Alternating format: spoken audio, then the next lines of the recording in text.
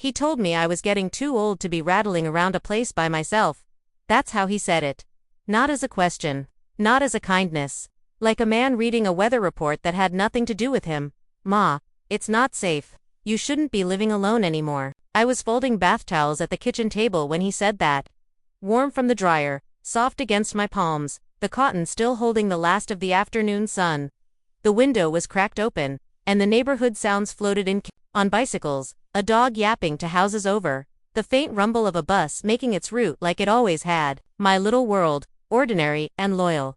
I remember pausing with one towel half folded, corners not quite meeting, looking up at my son, my only boy, the one I'd carried through a summer so hot I slept with my feet in a basin of cool water. Too old for what? Exactly? I asked him, trying to keep my voice even. Light.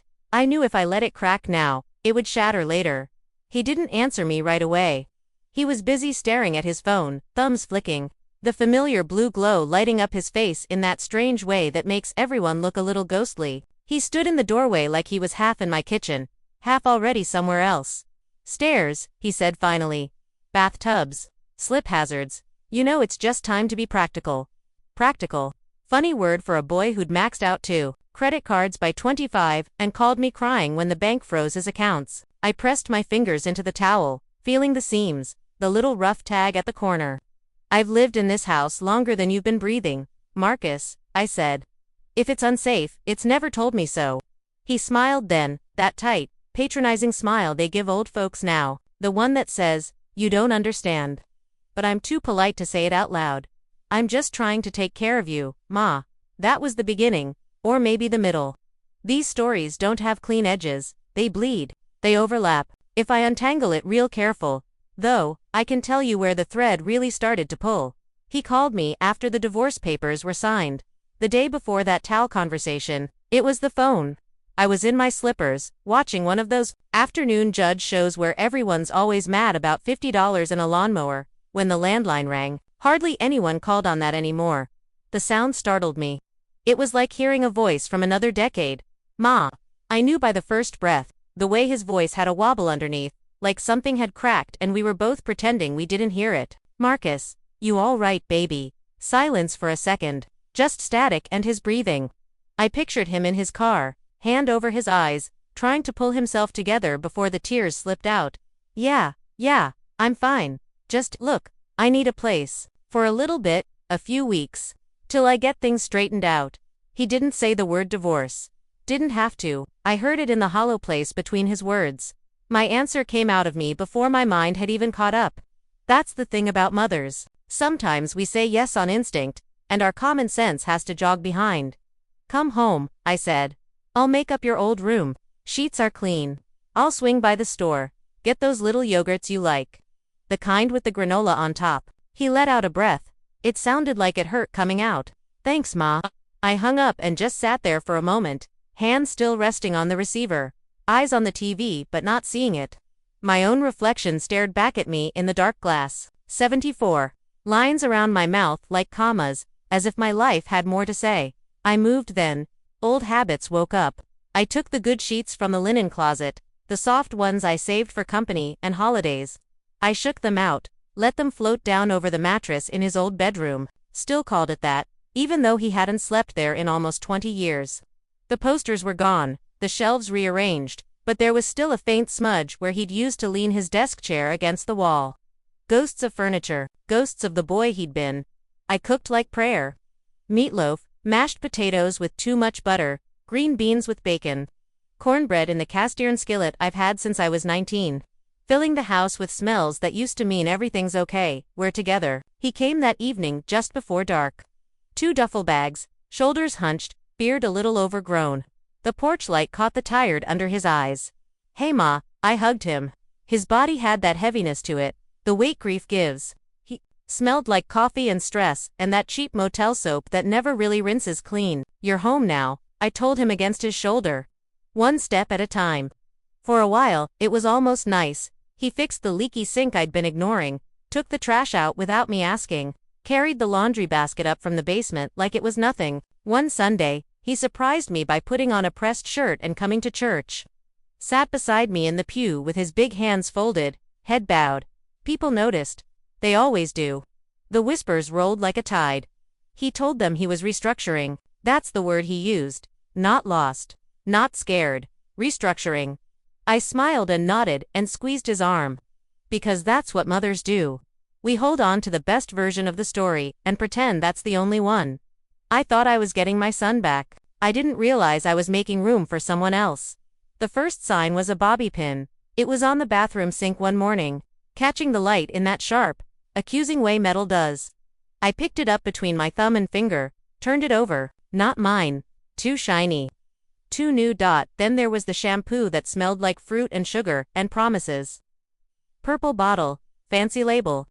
I moved it aside to reach my bar of soap and felt something tighten in my chest.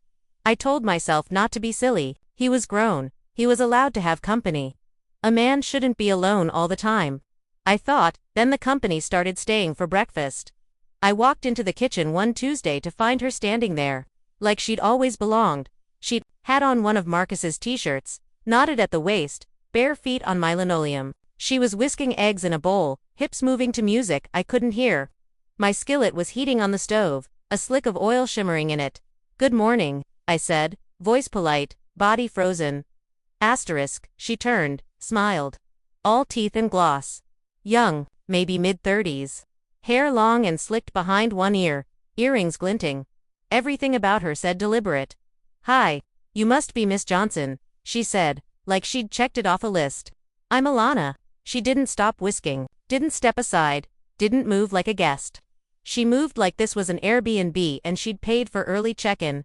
I nodded. "Morning." Marcus came in then, hair damp from the shower, rubbing his head with one of my good towels. "Ma," he said, like he'd just remembered I existed. "I was gonna introduce you. This is Alana." "I gathered," I said. "She's using my skillet." He chuckled, a nervous little sound. "Yeah, she makes a mean omelet." Mean, that was one word for it. I watched her crack eggs into the pan, humming. Shell fragments hit the sink. I could hear the tiny tap. I knew she wasn't picking them all out. Something in me went quiet. Not angry, just, still it didn't happen all at once. Nothing ever does.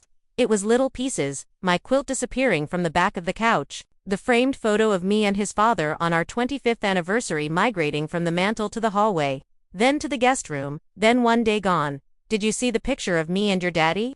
I asked Marcus one evening, trying to sound casual. He frowned, glanced around. "Maybe it fell. We'll find it." He didn't look. Ilana's shoes were by the door every day now. Heels, sneakers, little sandals that made that flip-flap sound when she walked down the hallway. Her perfume lingered in rooms after she left, sweet and heavy, like artificial flowers. She started bringing things. A gold-framed mirror that didn't match a single thing in my living room. Pillows with sequins that scratched the backs of your arms when you sat down. A rug with black and white stripes that made my eyes hurt. "We just want to freshen things up," she said one afternoon, flipping through a home decor catalog at my dining table like she'd paid property tax there. "It's such a great space. Just needs a little modern touch." I sat across from her, hands folded around my mug of tea. The chipped pink one Marcus had painted with his preschool class. The letters of Mom looked like they were sprinting off the side. "It's been fine for me," I said. "As it is." She smiled with her mouth, not her eyes. "Oh, of course, it's cozy. But Marcus and I have a vision, you know, for the future." My future had not been consulted. One day I came home from my doctor's appointment, and the living room was unrecognizable. My big soft chair, thick cushions molded by years of reading, napping, holding babies was gone. In its place was some kind of low white thing that looked like it belonged in a museum where nobody sits. The lace curtains I'd sewn myself were down. The windows stood bare, blinds half open, harsh light slicing across the floor. Alana was standing on a step stool, hanging a metal wall sculpture. It was all angles. No softness. "What happened to my chair?" I asked. She didn't even flinch. "Oh, that." She waved a hand. "It was so worn, Miss Johnson. The springs were shot. We had the junk guys haul it away, and took the cost out of Marcus's card. It was time." My throat closed. For a second I couldn't find my voice. That chair had held my husband the night he told me his heart was failing. It had held Marcus with the flu, sweaty and shivering at 16. It had held me more nights than I could count when grief sat heavy on my chest. "Time for who?" I asked quietly. She rolled her eyes a little, like she thought I didn't see. For all of us, we're thinking ahead, right, Marcus? He appeared behind her, arms full of flattened cardboard boxes. He wouldn't look at me. Double quotes, Ma. It's just furniture, he said. We'll get you something better. Better. That night, I didn't cry. Not yet. I lay in bed staring at the ceiling, the sound of their laughter drifting down the hallway, 2 glasses clinking. A TV show, her playful fussing about his tie. They were already talking about the wedding then. I heard snippets through the vent. Rust and gold for the colors. Outdoor ceremony. Plenty of room for the reception if we move that wall. That wall. Mine. 2 days after my chair disappeared, I found my mother's sewing basket in the trash bin outside. Rain had started, a soft drizzle. The lid was open, little bits of thread sticking to a banana peel. The thimble was gone. The tiny metal one my mother had slid onto my finger when I was 12, saying, "You can mend almost anything if you know where to put the needle." Something inside my chest made a sound then, not quite a sob, more like a crack in winter ice. I didn't say anything when they came home that night. I heated up my soup, ate it slow, washed my bowl and spoon. I dried my hands. Then I picked up the notebook I kept beside the phone and wrote the date. Under it, in neat block letters, I wrote, "Mama's sewing basket, trash outside. No one asked. No one asked. No one told me." That was the first entry. It wasn't revenge at first. It was survival, a way of holding on to the truth while they tried to repaint it. The notebook filled. Moved photos to storage. I never saw them boxed. Alana said, "You don't remember, we talked about this." When I asked about my blue dishes, Marcus called my end table that old thing and said they'd replace it when they took over payments they never made. I wrote down the exact sentences, the way their faces looked, where they were standing, what they were wearing, what show was yammering in the background. My memory is sharper when my heart is breaking. Strange how that works. The day he told me I was too old to live alone, he also said, "We were thinking, after the wedding, we'll just keep everything centralized. No need for you to worry about bills and paperwork. We can put the house in both our names. For efficiency." He said efficiency like it was a blanket he was throwing over a mess. I looked at him for a long moment, towel still in my hands. Then I set it down, very carefully, one fold at a time. "Bring me the file box," I said. He looked confused. "What file box?" "The gray one in my closet, bottom shelf." He hesitated, then went to get it. Came back with it tucked under his arm, like it weighed nothing. I set it on the table, flipped the metal clasps, and pulled out the deed. Paper a little yellowed at the edges, but the ink still dark. "Read that," I said. He scanned it. His lips moved over the words. He stopped when he got to the name. I watched his jaw tighten. "So," he said, "it's just you on there." "That's what I've been saying. It's not safe." "Look closer," I said. "Look at the date." He squinted. "Mama, this is from before I was born." "Before your father died," I said. My hand rested on the page. "Before the layoff. Before the nights I stayed at that diner on the late shift instead of sleeping. Your father made sure this house was in my name. Only mine." He said, "If I go first, I want you to be able to stay standing on your own 2 feet." He didn't say, "So our boy can move his wife in and treat you like a tenant." Marcus shifted in his chair. "You're being dramatic," he muttered. "No one's trying to kick you out." "Not yet," I thought. "Leave the paper," I told him. "I'll put it away." He went back to scrolling on his phone. I went back to folding towels. But something had shifted. The ground had tilted and I felt it, even if he didn't. That night, I called my friend Lila. We've known each other since 22. When we split a plate of fries and a heartbreak in the back booth of a greasy spoon that doesn't exist anymore, she became a paralegal somewhere in there. In between raising 3 kids and burying one good man. "Tell me the truth," I said, "but tell it soft." She didn't tell it soft. "Not really. Some things don't come in gentle packaging." "You've got leverage, Dace," she said. "That paper is power. And they know it, even if they pretend not to. You need to talk to someone who gets paid to put teeth on that paper. A lawyer? A real one. Not just me digging through Google." She gave me a name. A woman across town who specialized in elder estate protection. Fancy words for somebody's trying to take an old lady's house. I slept on it. Or tried to. I listened to the house. The familiar creaks and sighs. The hum of the refrigerator. The muffled sound of 2 people laughing on the other side of thin walls. I pressed my hand to the lamp table by my bed. feeling the groove where my ring had scratched the wood once when I slammed my hand down in an argument years back. This table had heard me angry and in love and broken and healed. It deserved better witnesses than what it was getting now. In the morning, I made the call. Her name was Porter. Just Porter. No miss. No miss. On the answering message, when she called me back, her voice was low and calm. The way nurses talk when they're about to give you a shot. I see this more than I like, she said, after I told her my story. Grown children confusing inheritance with entitlement. When did your son move in? I told her about the chair, the photos, the wedding plans spoken like they'd already happened. Do you want to leave? She asked. The question surprised me. Leave. This is my home. I mean eventually, she said. You ever think about moving somewhere smaller? Somewhere with less stairs, less yard, maybe quieter neighbors. I thought about my knees, the way they complained on rainy mornings. Thought about how the back steps had started to feel steeper. Thought about the way the house held Charles in every corner and how sometimes that hurt like pressing on a bruise.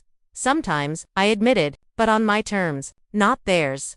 Good, she said, because that's exactly what we're going to do. We're going to make sure if anyone walks out that door, it's you, on your own 2 feet, holding the keys to where you're going next.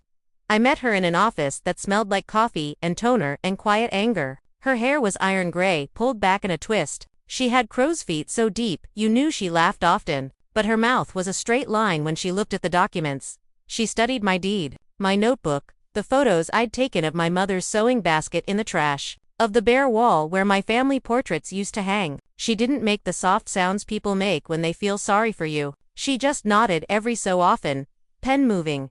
You've done half my work for me, she said finally. This is excellent documentation. It's just me writing down what they're doing. I said. Exactly.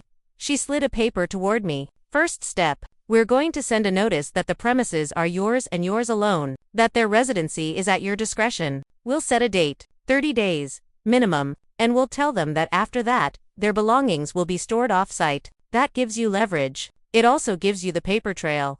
I stared at the letterhead. My name looked small under all those legal words, but it was there. That mattered. Isn't that harsh? I asked. That's my boy.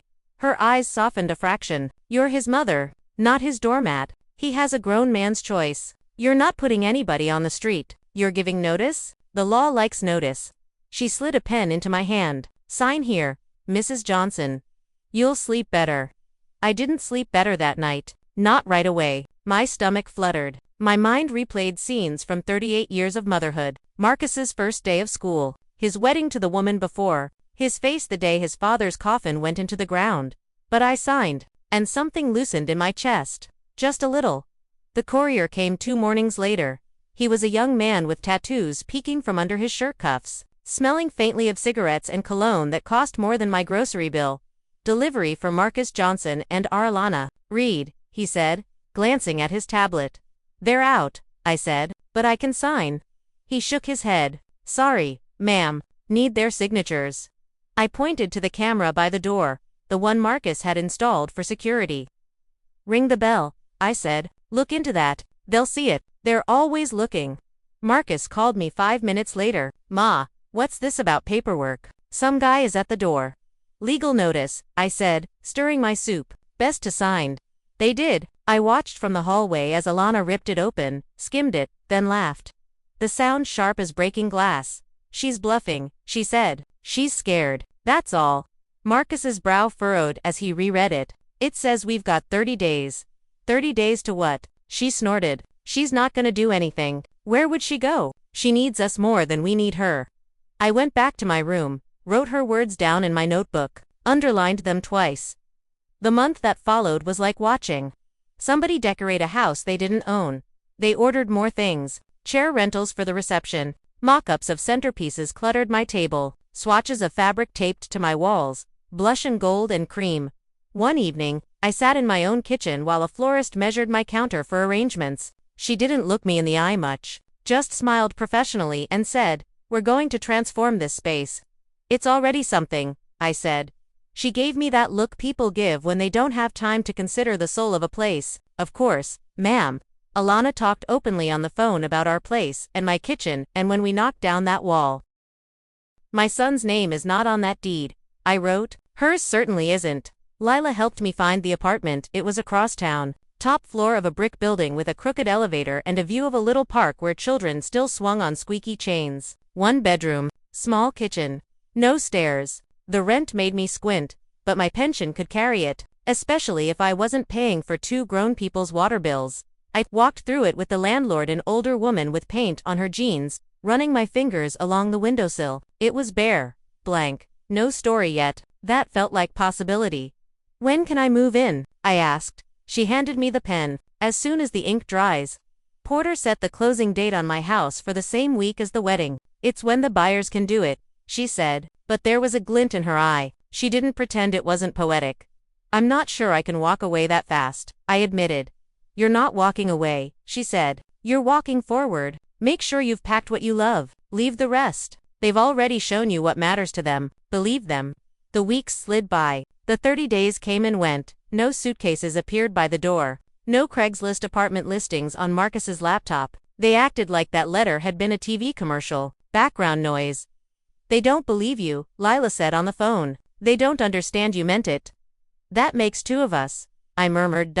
When the movers arrived on the 10th, it was raining. A slow, steady drizzle that turned the sidewalks dark and shiny.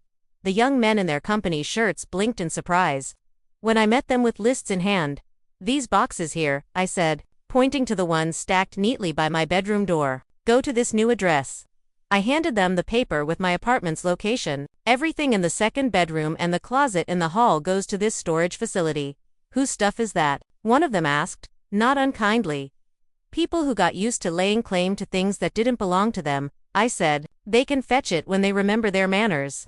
They carried out Alana's garment bags, the extra blender she'd bought for smoothies, the shoe rack Marcus insisted he needed, all carefully labeled with their names and the unit number. I took a picture of every box, every load going onto the truck. I felt like I was snapping photos of an exodus. When the cleaning crew finished, the house smelled like lemon and quiet. I walked through the empty rooms, touching walls. The ghost outlines of my pictures on the wall looked like the places where the sun hadn't been allowed to fade. "Thank you," I whispered to the house. "You did good." The next morning, I signed the last papers. My house became someone else's. A young couple with a baby on the way. Their eyes shone when I handed them the keys. The girl squeezed my hand and said, "We'll take care of it, I promise." I believed her. That afternoon, I sat at my new apartment window in my good dress, watching the light change over the park, waiting for the clock to tick itself toward evening. Leela helped zip me up. "You sure you want to go?" she asked. "I am," I said, not to hurt him, to close the door all the way. If I don't look them in the eye when I say it, I'll feel like I left something undone. The reception hall was one of those places with too much chandelier and not enough air. The music was already pounding when we walked in. Laughter, clinking glasses. The kind of noise people make when they're pretending everything is perfect. No one noticed me at first. I was just another older woman in a navy dress. There were aunties and cousins and church ladies everywhere. We all blended. That's one of our superpowers. We fit in until we decide not to. Marcus was at the head table, sweat shining at his temples, tie a little crooked. Alana veil tiara, big smile like a billboard, had one hand raised, telling some story into the microphone. "And to my new husband's amazing mother," she said, raising her glass, "who opened her home and she saw me then." Her words tripped over themselves and fell silent. The DJ's music faded like someone was dragging a hand over a record. Heads turned. Conversation stalled. I walked down the center of the room, my steps slow, steady. People's eyes followed me. Some looked horrified. Some looked delighted. Most just looked hungry for the drama. Marcus went pale. It struck me then how much he still looked like the boy who'd hidden behind me when dogs barked too loud. I stopped at their table. The white cloth was already stained with wine and gravy. A smear of frosting glittered at the edge of a plate. "Ma," he whispered. "Alana," I said, nodding at her. "Congratulations. You look expensive." A few people laughed nervously. She stiffened. "You can't just, this is our day." I took the thick envelope from my clutch and laid it gently on the table between their plates. I didn't slam it. That would have been for me. I wanted this to be for the truth. Truth doesn't need theatrics. "You've been having everything sent to my address," I said, voice clear enough to carry. "Florist invoices, chair rentals, cake, DJ. I figured it was only polite to forward the bills. They're all in there." along with the contract for the cleaners and the storage unit, holding your things. Marcus's hand shook when he reached for it. And, I added, letting my words fall like stones into still water. So there's no confusion when the party ends, there's no home for you at my old address. I sold it. This morning. Keys are with the new owners. You won't like their taste in decor, I expect. You could feel the sound leave the room, like someone had sucked the air straight out. What? Alana's voice cracked on the word. You can't do that. You can't. I already did, I said. Marcus pushed his chair back. Ma, how could you? Where am I supposed to go? I looked at him, really looked, saw the man who had grown so used to me cushioning his falls that he figured I'd move the ground for him too. A question I asked myself. I said softly, when you started throwing my life into the trash bin. Someone in the back said, Lord, have mercy, under their breath. Somebody else snorted. The older women watched like it was a sermon. I wish you joy, I said finally. Really, I do. But not at my expense. Not in my bones, my walls, my memories. Then I turned and walked away. Outside, the sky was that deep blue that comes just before full dark. Leela held the car door open. My hands were shaking now that it was done. She squeezed my fingers until they steadied. You all right? She asked. I will be, I said. And I meant it. Back at my apartment, I kicked off my shoes and sat on my second-hand couch. It creaked. It didn't know my weight yet. That made me laugh a little. The silence felt different there. Not the heavy, judgmental quiet of a house where people are pretending everything's fine. This was open silence. Waiting silence. My phone buzzed on the counter. I let it buzz. Eventually, I checked it. There was a video already floating around the internet, grainy and shaky, of an old woman in a navy dress dropping an envelope on a table and walking out. The caption said, when his mama is more savage than the DJ. People argued in the comments like they always do. Some called me cruel. Some called me queen. None of them knew the smell of my sewing basket in the rain. None of them had watched their chair disappear. I put the phone face down. I didn't need strangers to tell me who I was. 2 days later, there was a knock on my apartment door. 3 soft taps. The kind someone makes when they're not sure if the person on the other side will answer. I looked through the peephole. Marcus, no tie, no bride, just my boy, standing in a hallway that didn't know his footsteps. I opened the door enough to lean against it. Evening, I said. He tried to smile. It didn't quite make it. Hey ma. We stood there a moment, the fluorescent lights humming above us. Can I come in? He asked. Why? I asked back. Not cruel, just plain. His shoulders sagged. He held up his hands. Empty. I wanted to say I'm sorry. Properly, not on a voicemail. I waited. For what? I asked. Use your words, Marcus. You used mine to sign your wedding contracts. He winced. Good. Pain means nerves are still working. I treated your house like it was already mine. He said slowly. I let her treat your things like trash. I laughed when you were trying to tell me it hurt. I chose her comfort over your dignity. He swallowed, looked older than me for a moment. When you sold the place, he went on. I thought you were punishing me, but I know now you were protecting yourself. I just never thought I'd be the kind of man his mama had to protect herself from. A little breeze came down the hallway, carrying with it a hint of someone's dinner garlic onions, tomato sauce, life going on all around us while we stood there in our little bubble of regret. Do you hate me? He whispered. No, I said. I'm too tired for hate. It takes up too much room. I'm just done letting you write the story with my ink. His eyes filled. He blinked fast. Is there any way back? He asked. For us? I looked at him, saw, for a moment, the boy he'd been standing at the edge of the pool, afraid to jump until I promised I'd catch him. There might be, I said, but it won't be through my front door. Not yet. I need this space to remember who I am when I'm not picking up behind you. He nodded, wiped his nose with the back of his hand like a little kid. Can I call you? He asked. Sometimes. We'll see, I said. Calls are lighter than couches. They don't scrape the floors. He let out an ugly little laugh that turned into a sob. I love you, Ma, he said.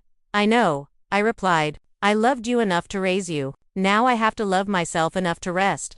I closed the door. Not slammed, not soft, just firm. My heart thudded. My legs felt weak. I went to the sink, ran cold water over my wrists like my own mother used to tell me when my temper ran hot. In the quiet that followed, the apartment seemed to breathe with me. I made a cup of tea, sat in my chair by the window. The park across the way was full of kids. their shouts rising in little bursts. A girl in a pink jacket was pushing a boy in a swing, all wild curls and joy.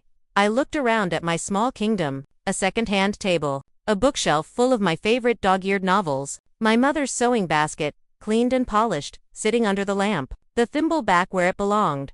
I reached for the notebook, the one I'd filled with their offenses, the record that had saved me. I flipped through it slowly, page after page of dates and details and hurts.